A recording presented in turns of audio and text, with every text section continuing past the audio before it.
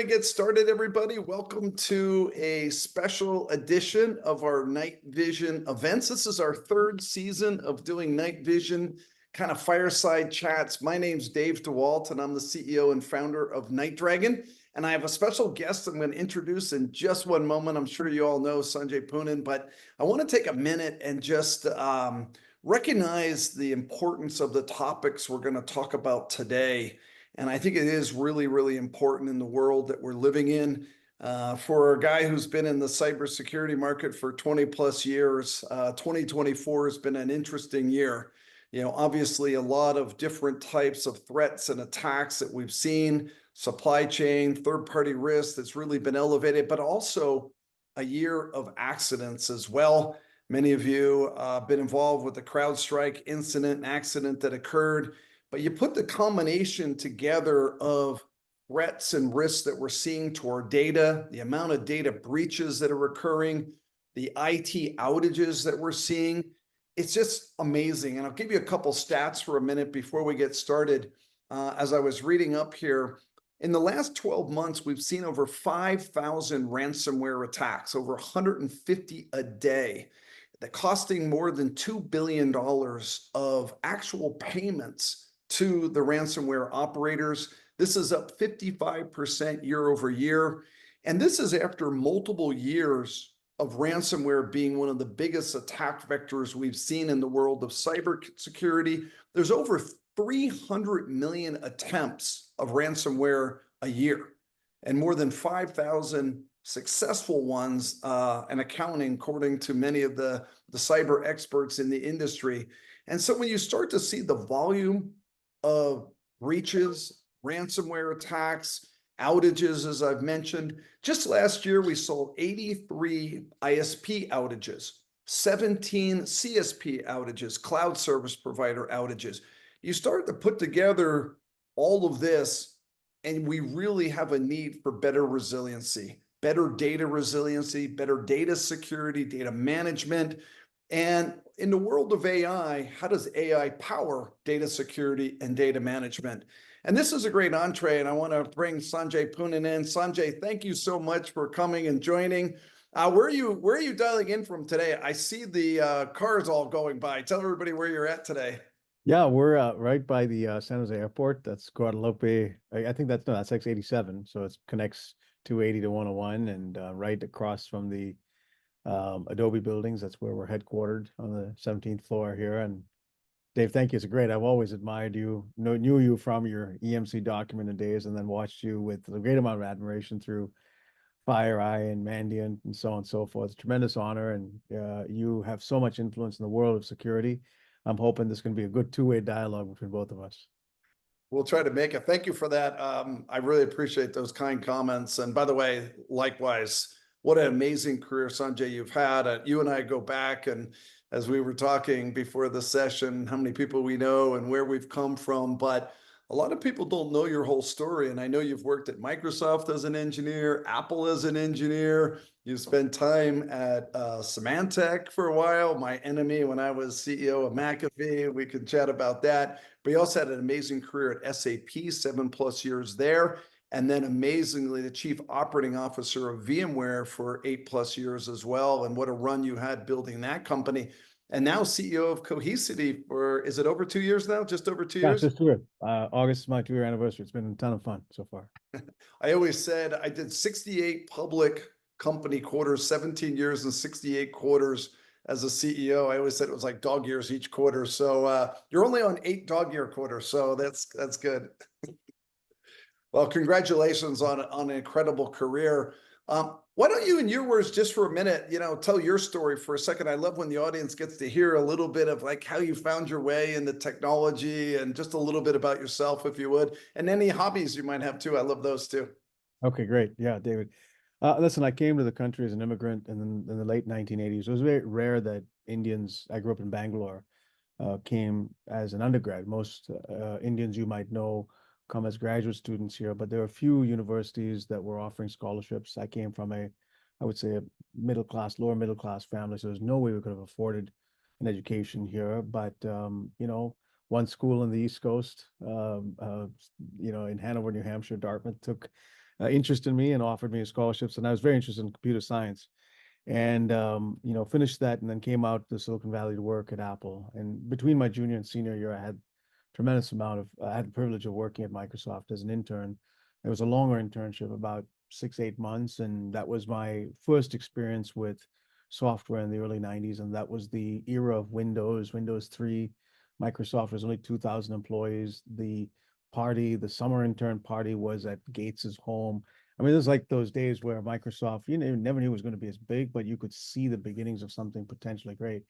But I love the Mac. When I was at Dartmouth, they'd instituted a Mac Plus or a Mac Lisa, whatever have you, Mac SC in every room in the dorm. So those of us who couldn't afford it, we saved money, we bought a Mac, and I loved Apple. So I came here in the early 90s with the intent to really build a software career at Apple. And there was this division that Apple was working on at IBM that was building the next generation operating system called Taligent to compete with Microsoft Windows NT. And the good news was I was with some incredible engineering minds. Bad news was that project went nowhere. So 4 years into that, I left the Bay Area, went back to business school, and when I came back in the later 90s was really where I began to learn more about business. I think my time at business school taught me a little bit about combining that deep engineering mindset with product and marketing and business ideas and finance ideas. And I spent probably between Alpha Blocks, Informatica, and SAP most of my life in the data industry, analytics and data. Probably crowned most that part most by the business we created at SAP. Helped grow the SAP from 10 to 20 billion, and a big part of it was the acquisition of business objects, building HANA, and that the significant part of the growth of SAP from 10 to 20 billion were the analytics products that I was very privileged to work on. In between there, I did spend 2 years. I did not actually work for Symantec. I worked for Veritas, and then Veritas and Symantec merged, but I Right. did learn a lot about security. So that was kind of a short foray in between. Fast forward then to 2013, Pat and the person Joe Tucci, got me interested in joining VMware to run initially end user computing, and eventually when Carl Eschenbach left, I succeeded him as COO.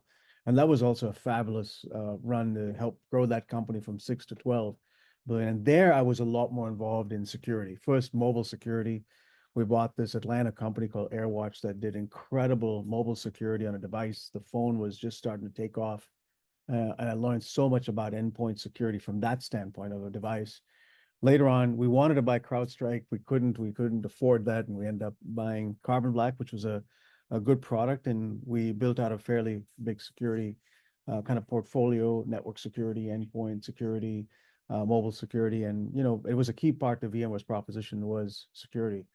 I left in 2021, took a year off. I'm on 2 boards. One, the medtech company, Philips. My mom's a doctor, so I have a lot of interest in healthcare and medtech. And I've really wanted to, see technology make a difference in people's lives. And they obviously, as you know, the company behind a lot of imaging technology and, X-ray machines and things, those kinds. They're doing some incredible work there with AI too. And then I joined a developer security company that you probably all know about called Sneak. I'm on the board there. So I was sitting around, and that's when the board here and the founder here called me as they were thinking about the next stage of what could happen at Cohesity. I'd really admired this company from VMware, but when they called me, I wanted to get to know the founder and the tech. And we'd always thought when we were at VMware, when we considered the space, that Cohesity had the best technology, and we just probably need some scaling, and that's what we've been doing. And so far, 2 years in, having a lot of fun, and we can talk about that and many other things that have been fun here so far.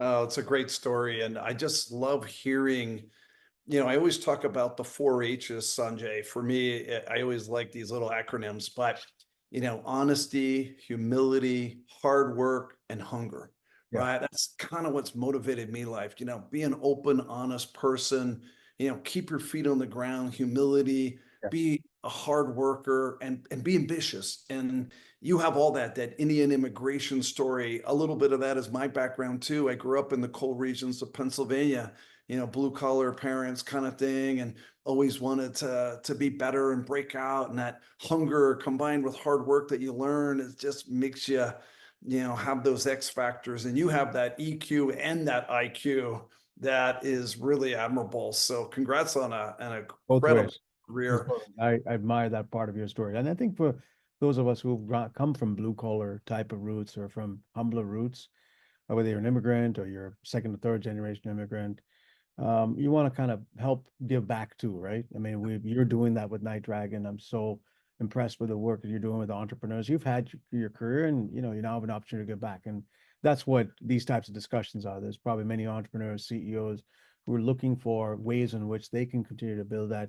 We owe it to them to give back to the next generation.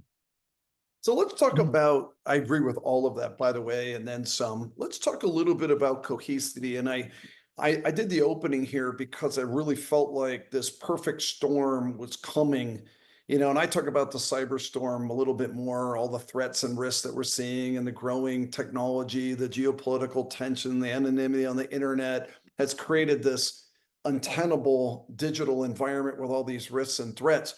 But what we've all learned in the last couple of years, and for a guy who's been around a long time, I probably should have learned it sooner, but resiliency, resiliency, resiliency, cyber meets resiliency is critical in the era of ransomware and the threats and all the things we're seeing.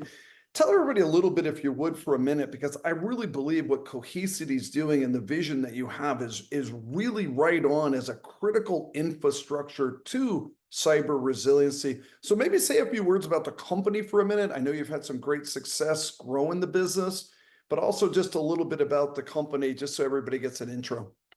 Yeah, I think before you get to security, part of what the founders here, and Mohit, who was the founder of this company, had built the Google file system, and had then taken that tech idea to Nutanix and building a hyper-converged solution. So before you even got to security, there was the element of the cloud in the, 2006 was when Amazon sort of AWS sort of got launched out. But in the post 2010, architecture started to change for how you organize data. And this notion of hyper-converged allowed you to bring compute close to storage. And that was the way the cloud was built.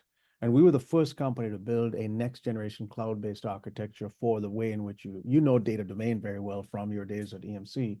That was built old school, where you had a storage product called data domain and a separate backup product, maybe a Veritas or a Commvault or whoever have you. And that disaggregated architecture worked for many, many decades. In fact, many of those products were built 30, 40, 50 years ago. And with the notion of hyperconverged that Mohit invented at Nutanix and then drove into Cohesity, became a new era. And every product that was born after that, honorable competitors, all emulated our architecture. So we were the first to do it. And we were able to set up a platform architecture that had speed and scale second to none. Even today, I mean, I always go back to engineers and said, it's not fast enough. Speed, scale are like the two things that distinguish it as a core part of the architecture. And we talk about the 5 S's: speed, scale, simplicity, security, and smarts. But let's get to the first two. The first three kind of go together: speed, scale, and simplicity, because in the era of the cloud, I was going to test you on that, Sanjay, to see if you could get all 5 S's without an alliteration. You did pretty well. and none of the S's are Sanjay, but nonetheless, so the first three kind of go together. If you build in the cloud, you build it for speed, you build it for scale, you build it for simplicity. Now, where did security, the fourth S, come into the picture? And the fifth S is smarts, is AI. Where did the fourth S come into it? I think what started to happen 4 years ago, and I watched this at VMware. The bad guys decided if we could go after secondary data, backup data. You could think of backup data just like a index time series of all of your, primary data, but sort of compressed and stored in, a deduped, nice format, like a tape. If I could get all of your secondary data, which is historically everything you have, I'm likely going to get a ransom from you. So attacks started to happen a lot more on secondary data than on primary data. You can think of data like an iceberg. The top of data is your primary data systems that are hot and active. And as you vault or archive or backup, it goes to the bottom of the iceberg. So attacks started to come a lot more there. And all of the vendors in the space had either built, which we had done already, things like immutability, kind of capabilities like air gap, encryption into the capabilities that allowed you to, in essence, think of all of that data at rest all the companies that kind of work on the front end of the NIST framework, identify, detect, protect, are looking at data in motion, whether it's a CrowdStrike on the endpoint, whether it's Palo Alto on a firewall, or Zscaler on the secure access service edge. We deal with data at rest in mass amount, in the, hundreds of petabytes, in the, many, many multiples of exabytes. But the tech and the scanning and all that stuff that you do for data in motion can also be applied to data at rest. So what we've done in the security world is take those feeds from the CrowdStrikes, from the Mandiants, from the Zscalers, from the Splunks. There's about 5 or 10 really important security powerhouses who, we built deep integration. We're the first to do that and build a very strong network called the Data Security Alliance. And then we take those feeds and run our scanners to look for sleeper cell malware in the large amount of data that we. So I've been in the security industry 15 years. I love this because it's all of a sudden become not just a data management and storage problem, it's become a security problem. And then of course we can get to the AI piece, which makes it an even bigger opportunity to take that large amount of data and make sure it's not in a bunker, but you're actually getting value out of it. That's the security piece of it. And, it's not just the big companies. There's a number of, when you and I first caught up a few months ago, there's a whole industry of data security players now that become newer companies, many of them really innovative Israeli companies that we're working with that are going to augment what we do on our own. It's a great ecosystem play. I love what you're saying about the 5S's, Sanjay, and I'll add the 6X with Sanjay next time I do this. But I really think that I always talk about speed matters, right? Having run FireEye and Mandiant and responded to thousands and thousands of breaches, sometimes a year, we learned that the time to response makes all the difference on the risk scale, right? So the faster you can patch a system that's vulnerable, the faster you can recover a system that has been exploited, the less risk you have. So the essence of speed and scale of speed really makes a difference. And then of course, if you're really able to then do that very smartly through segments and zones that enable us to recover systems quicker, we end up having what we started out by saying. Maybe I can insert a question back to you, Dave, because I want to make this a two-way dialogue right here. Why is it, do you think, obviously, most recently, everyone's been dealing with the CrowdStrike, Microsoft fallout. Why is it that if speed does matter, why is it in our industry so much of this is still manual, where some of these things take so long? If you look at the recent incidents, so much of the aftermath of it, when I talked to CISOs and CIs, was manual updates of many of these laptops that they had to go around.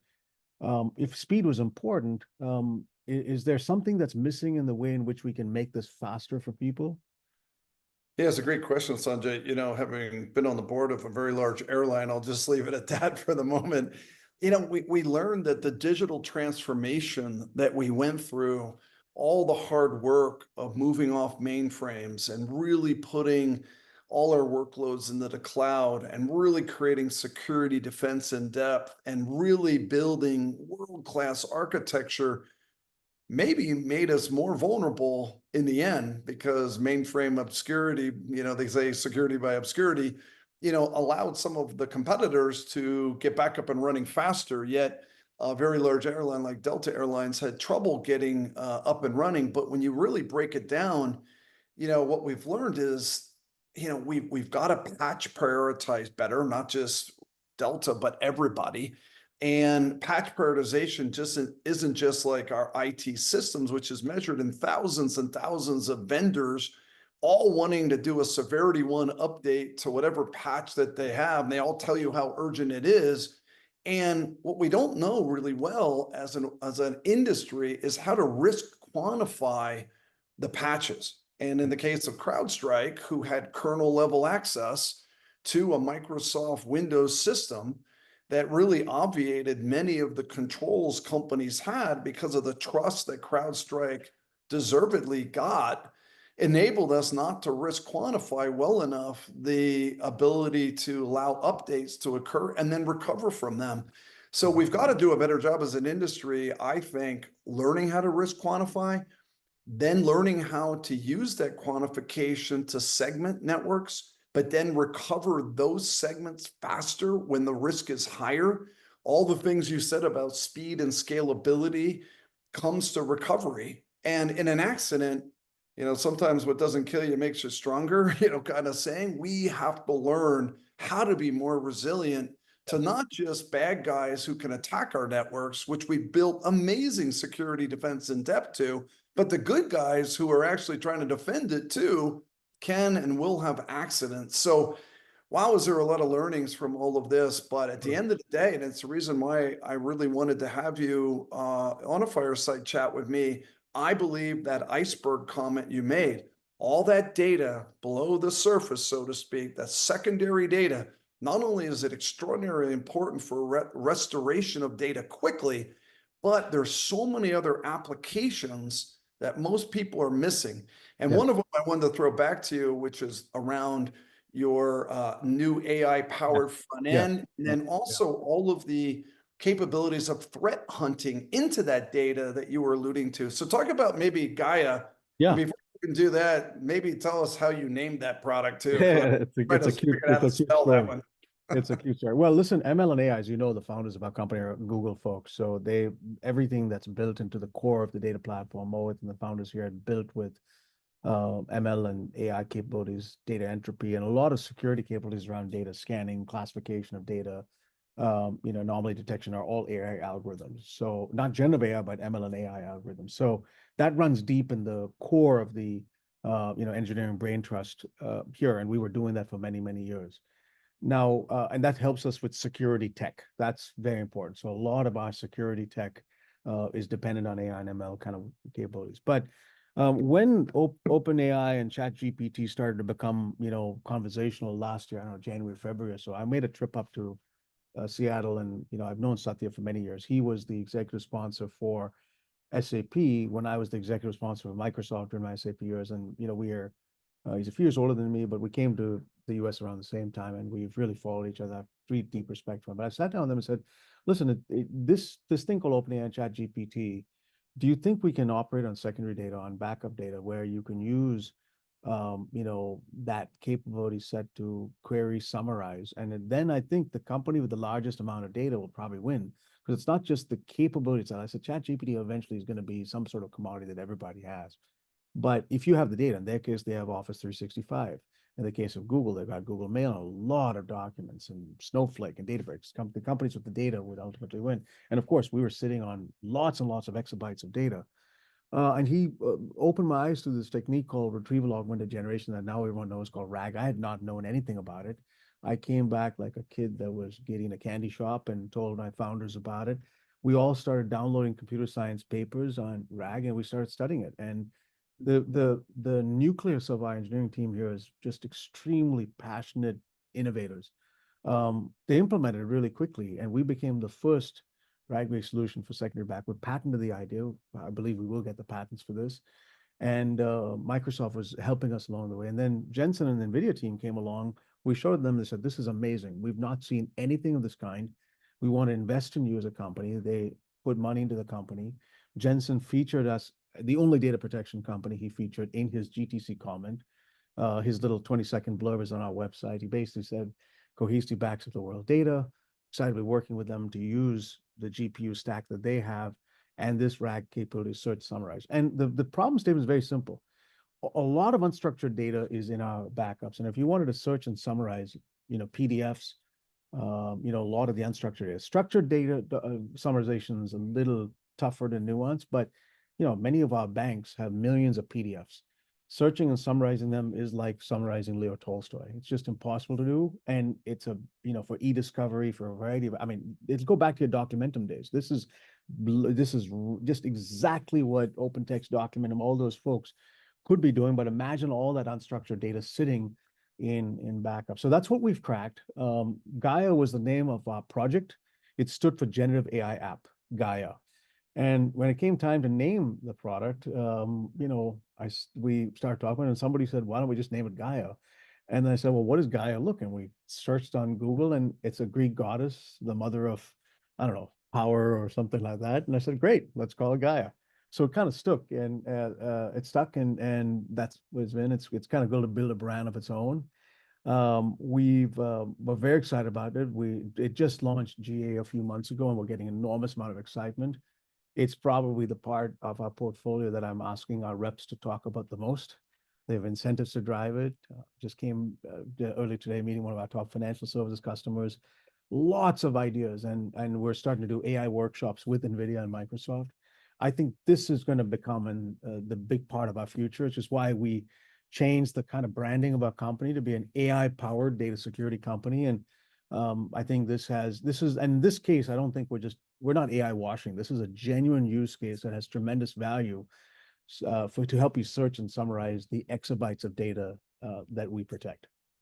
I really like the way you were saying this, because this was the epiphanies I was having, Sanjay, as well, because suddenly not only are you creating a front end, kind of a chat GPT front end to a secondary data set, but you're making that almost like an AI database. Like you created this massive store of data that now is accessible at your fingertips to train models, to recover systems, to do threat hunting that we're starting to talk about.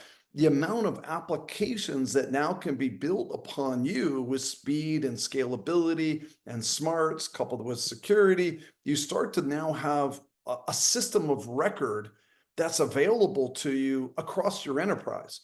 And that is very different than the way I thought about my days at EMC and Documentum and Data Domain, where it was a secondary storage will recover it when we need it. Now it's at your fingertips. Now it's an AI-powered database at your fingertips to do a lot more than we've ever been able to do before. So I ask you a question, as you think about threat hunting now, and you think about resilience, and you think about where Cohesity can go in the world of security, what do you see? You're such a visionary when it comes to these things. Like, talk to the security audience for a minute about your security strategy. Well, listen, we learn from each other. Kevin Mandia, who you know very well, you acquired his companies on our board, and I'm looking forward to even having more dialogue with you. So we have a very good set of security advisors and a brain trust in our security team that's very, very strong. And I've been in the security part of the industry for at least 15 years. I think first off, I take a page out of healthcare. There's a lot of, we use similar terms, right? We use the term virus. We use the term the terms we use in security very similar to healthcare. So there's a lot that doctors use in disease control that we could take a page out of. If we were to really ask ourselves that inside this large amount of data, there is some disease somewhere in there, sleeper cell malware, whatever you want to call it, we've got to get really, really good at the set of activities to find it, right? That's at the core of it. So any of the things that allow us to scan, everything in healthcare is about testing. You test and test and test and test, whether it's blood and so on and so forth. Then you watch certain metrics, and then you get some early alerts that a patient is sick. That's the entire way the healthcare industry has been better. And the more you have data that you're tracking your cholesterol, your blood pressure, your kind of key metrics, you have some early warnings. You still may have a surprise, but many of the healthcare, the more you're doing, and then of course there's medication that helps you. In similar fashion, in this world, if you think the ultimate goal is for someone to get at that data, first off, you want to make it immutable so that you can write once and read many, many times. That's like the first 101 of doing things. But then you can still have sleeper cell malware. So a lot of the threat hunting capabilities, anomaly detection, is intended to ensure that we can trap some kind of sleeper cell malware in that large amount of data by doing scans. And the good news about doing scanning is you don't have to do it in a way that affects performance, because you're doing it like in the night, right? It's on secondary data. Anything that you do on active primary data, if you're scanning, it will impact people's performance. If you're scanning filers or Snowflake databases, people won't be able to run queries or access those documents fast enough. This is all on secondary data. It can be done in a very efficient fashion. So that's one. Secondly, the more you can get feeds, we don't expect us to be the center of knowledge of all. We don't see signals as much as Microsoft and Cisco Splunk or CrowdStrike. These folks see, or Mandiant, they see a lot more feeds. So we have to build a threat feed ingestion scheme where we can get the best feeds. So I did that the moment I joined. All these CEOs are friends of mine. I went to every them and created a consortium called the Data Security Alliance, where we said, we want to raise, and we'll prioritize building integration to all of them. We were the first. In fact, Gartner recognized us for being the most pioneering and driving that. And then third, you want to kind of do these things that you did in healthcare called isolation, right? Where you, if you're sick, you isolate yourself. That's the equivalent here is air gapping and making sure that your clean self can be in a place where you recover. In fact, they use terms like clean room recovery.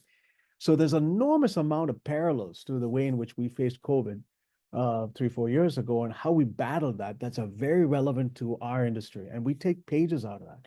Now, let me take the final example. You need doctors in this midst. So doctors are people like you and Kevin Mandia who can help us. But we also need many doctors inside our company. We have a group called the Cyber Event Response Team. That's our kind of mini Mandiant inside the company that when we get called by some of our customers, we're typically called before, during, or after a ransomware attack. Before is because they noticed somebody else in the industry. So when a prominent hotel chain got attacked, we got called by all our customers in the hospitality industry who says, we want to make sure what happened to them doesn't happen to us. Sometimes they're called during because they're frustrated with the current solutions they want to modernize, or, we may be there helping them. And after, it's because often it's happened, they want to change their direction. So in any of those scenarios, you want an advisory group that's a mini version of Mandiant, if you would, or PwC or Unit 42, whatever your kind of incident response, MDR kind of capabilities, but focused on data. Okay. And we're kind of like the first point of triage. We then connect very well with the Mandiants. We build very strong ties between us and the actual mainstream hospitals that can actually help you. We're never going to build a company as big as them. But what I told Kevin when he joined our board is we want to have a very strong tie with Mandiant and the key players. And same with PwC. There's a few firms that have done this very well. Arctic Wolf is doing some good work now in many of these areas, whether it's mid-market or bigger companies. So Dave, that's the way in which we have set up our capabilities for more than just threat hunting. And it's always, evolving. Every major attack, we go and look at the anatomy of it and ask ourselves, what can we learn from that? And even in like the CrowdStrike Microsoft, which had nothing to do with security, it was not a nefarious attack, but many of our customers wanted to talk to us about how do they ensure they have faster resilience from that, should they be, getting recovered from images that they have. And certainly we don't do, laptop backups. That's a very commodity market. We haven't. So, if a laptop got corrupted, you wouldn't be using Cohesity. But a lot of server endpoints and cloud endpoints we protect. And we found those companies who had an automated way to be able to recover those. Of course, you needed to update the CrowdStrike agent. That you did anyway. You were able to get a backup copy of your data much faster. And we've got to get the entire industry working much, much more on this resilience type of strategy. Yeah, I can't agree more. And I love music to my ears hearing you talk, Sanjay, and particularly the healthcare analogy as well. I really believe having a data security fabric is going to be part of every company's resiliency infrastructure. And that's not just security as you think of posture management, but the idea of detection and response of data, the idea of recovering that data, a whole life cycle of understanding and having visibility of your data, all the way to recovering your data. Whoever builds that fabric the best and does the usage of cloud, crowd, and AI, like I said, has the ability to help the customers the most, which is literally what you're saying. Talk a little bit, if you would, with before I take some questions, about the company itself. I know recently you reported some numbers, you have some vision for the company, and of course you have a really small acquisition you're in the midst of as well. So tell the audience about everything you're up to there. We're taking a page out of your book and the kinds of deals that you guys did at EMC. I mean, VMware was the big one, but not Documentum and Data Domain and so on. So we announced last week when I was on Bloomberg TV that we, finished our fiscal year at $549 million revenue, growing 26%, and we turned free cash flow positive in Q4. And for similar fiscal 24s of our peer competitors, we're the fastest growing. Now, we had announced on February 8th this year our intent to acquire the data protection business of Veritas. If you look at the market shares in this space, Dave, we are number 8, growing the fastest. Veritas is number 3, okay, in the space. They're also growing, but they're extremely profitable. So the idea is to put together a combination of number 8 and number 3 that will be the number 1 in that space. Pro forma about 1.6, 1.7 billion in revenue. We believe it can grow in the teens and be about 25, 27% free cash flow margin, a rule of 40 company. And that we believe is a more formidable company in this industry And that's what we announced, and we're obviously waiting approvals and stuff like that for that close, hopefully by the end of this calendar year. So, we could have taken this company, Cohesity, public. It's obviously got now cash flow positive. It's got all of its elements of doing it. I did not know if this year was going to be a great year for public offerings. I would say it's been tepid. Some have gone well, some not so well.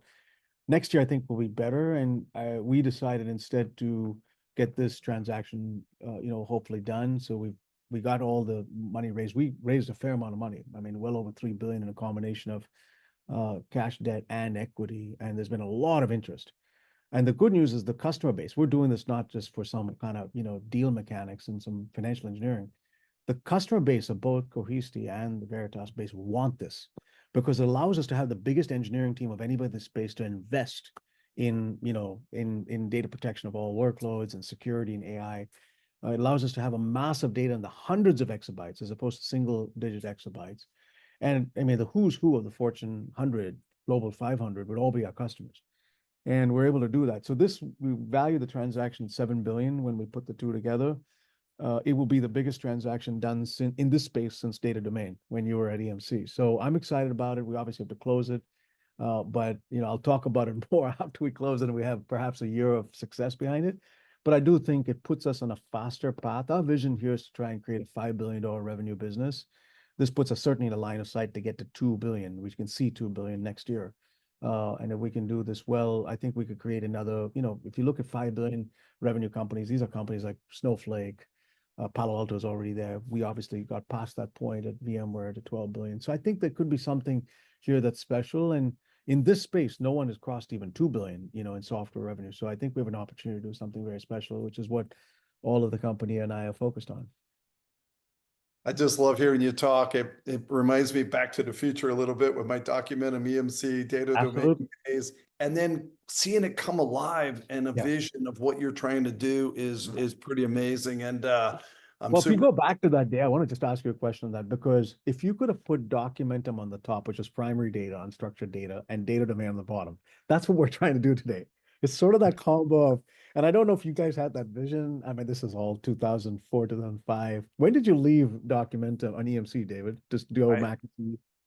Oh, let's see. I left at the beginning of 2007. I stayed 3 years in one day. I probably should have stayed longer, but that was my employment contract. But and you went from there to McAfee, right? Or yeah. I went on to become CEO of McAfee because I love security so much. But I saw that exact vision that you saw, which was how do we unite kind of a system of record of data, in this case, unstructured data, mostly with Documentum, together with all that storage and NAS and other types of sort of secondary storage, and bring it all alive and put security around it, put scale around it. And imagine if you had ChatGPT on top of all of that today. I know, and cloud infrastructure to really scale it, right? So here we are, it's a dream, and I think a vision of what you're doing that's realistic. You put it right. It's Documentum plus Data Domain with security and AI added to it. That's in essence. If you could have done that in 2005, 2006, that's what we're trying to do today. Now, we're not obviously trying to build an unstructured system like OpenText or Documentum, but much of the files that we interrogate are coming from systems like that.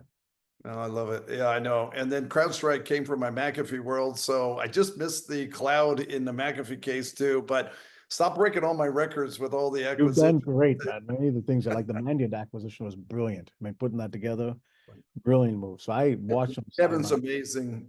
And I love having him on his board, him on your board, and that creates a lot of. Let's see. There's a really interesting question that came in. I want to ask you, and maybe we need to wrap up in a little bit too. But really came in talking about Veritas, and Veritas also having security as well.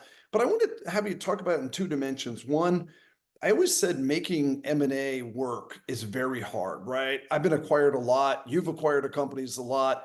Getting the culture right, getting the people right, getting the intangibles right really makes a difference in these acquisitions. But then also rationalizing security products that Veritas has, that also Cohesity has. And I know you can't talk too much about integrations yet, but maybe philosophically talk about culture. And you've been a part of a lot of things about how to make a strong people culture. And here you are coming in with Veritas, who has a lot of people. What's your thoughts there?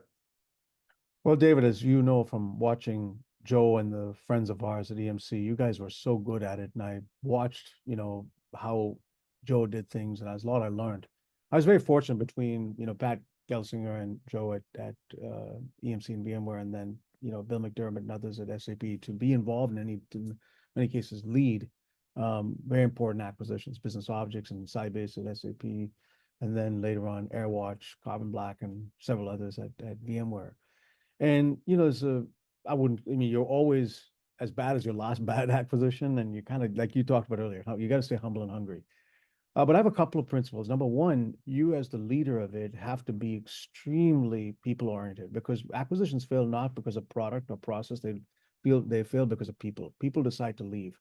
And you have to be disciplined, all the way down from the L1, which is your direct reports, down to whatever level, L3, L5, 5, to really be, prescriptive about who you're putting in those roles, and spend time, especially with the receiving people, to never have what I call an occupy mindset, which is, oh, we're coming to occupy you, or you're coming to occupy us. It doesn't, our color is green, Veritas color is red. I don't really care who's red, who's green. We're going to put the best person on the job for any position, whether it's the executive team. And I told the board the same thing. If I'm not the best guy to run this company, find somebody else. We got to be doing this because the best competent ideas win, not some nepotism of where you came from. And then have your customers. There's usually some set of customers that drive 80% of your ARR. Some maybe 100 or 1,000. You got to get close to those customers. And the good news is, in this day and age of Zoom, I can talk to 1,000 customers. I don't need to travel that far. You can do 30-minute Zoom calls with all of them over a period of a quarter. And you can get a sense. And if you have a sense of where those 80%, the customers that drive 80% of your AR want you to go, I'm not allowed to talk specifically to Veritas customers by name now, but I know some of who they are. But once we close the transaction, you're going to be damn sure I'm going to be talking to them. And the final thing I would say is, again, I'm a product guy at heart. You want to stay very close to innovation and driving the next set of innovations that make you 10x better, because all your competitors are going to say, oh, they're not going to innovate. And if what you could prove them wrong? What if you could do an acquisition that makes you faster? Okay, everyone's going to say, oh, you're going to do an acquisition, it's going to make you slower. No, I'm going to prove them wrong. We're going to go faster. And that actually motivates me to say, okay, what if we could do this with 10 engineers, but now we could do this even more and faster with 100? And that same principle then applied to some factor. Those are probably two of the three things that kind of go through my mind as we prepare for the close of the transaction. Obviously, once we do this, we'll have but we've got a good playbook in our head that we've got to execute. And then you stay humble and hungry, because, you'll have a few pitfalls that you stumble into, and you're going to have to step out of them. And if it goes well, though, I think we can create an iconic company here. I love what you're saying. You're inspiring me, and you're making me jealous. I want to go back and be a CEO again. But one thing you said that it really clicks for me, and I always remember it this way. A lot of companies think about acquisitions, and I call it A&I. And sometimes I think they get it wrong. Acquisition and integration. When I think it should be acquisition and innovation, Yeah, right? that's true. You want to think about an acquisition with innovation, and it takes both sides to innovate to make it great. And yeah, I love that. It's You great can work. be, if you want to be CEO, you can, but you can be my advisor. For Happy to sure. be your advisor. I want you involved in my business and helping us. We've got a lot in common, man. You've kind of trailblazed many important deals in the industry, whether it's Documentum, whether it was McAfee, whether it was Fire, Mandiant. So I'm kind of following your footsteps, man. Something like that. I'm following you, my friend. Ladies and gentlemen, Sanjay Poonen, who is one of the great people in the IT industry, in my opinion. Thank you so much for coming on the show. Cohesity, I think, is going to be one of the most powerful, one of the most important companies, mark these words, in the coming years. And watch for what they're doing and watch for the success that they have. Sanjay, I wish you all the best. Thank you for coming on NightDragon's show. Appreciate you. Thank you, Dave and team. Really appreciate it. Thank you. Thanks, everybody. Have a good day.